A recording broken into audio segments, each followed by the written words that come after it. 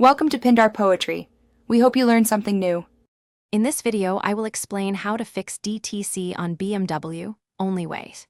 Start by scanning the vehicle with a reliable OBDRoman2 tool to list codes and freeze frame data, then compare values to known sensor ranges.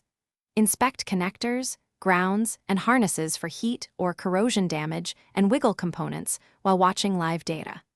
Replace only failed parts and clear codes, then retest under real driving conditions to confirm the fault is resolved. Many BMW DTCs trace back to predictable causes, so work methodically and avoid guessing. Start with sensors that commonly fail or wear, then test wiring continuity and resistance at suspect connectors. Pay close attention to grounds and shared circuits that can cause multiple unrelated codes.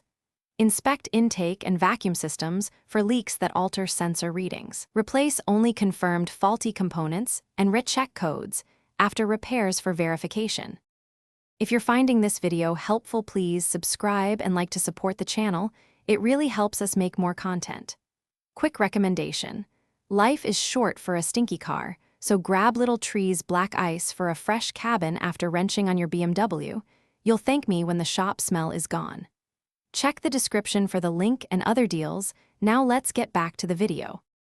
After repairing the root cause, clear stored DTCs and drive the car through typical operating conditions while monitoring live sensor data.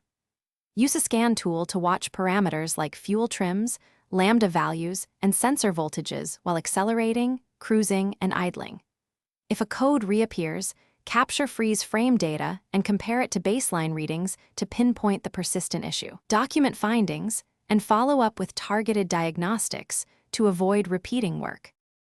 Thanks for watching. Consider subscribing if we helped you.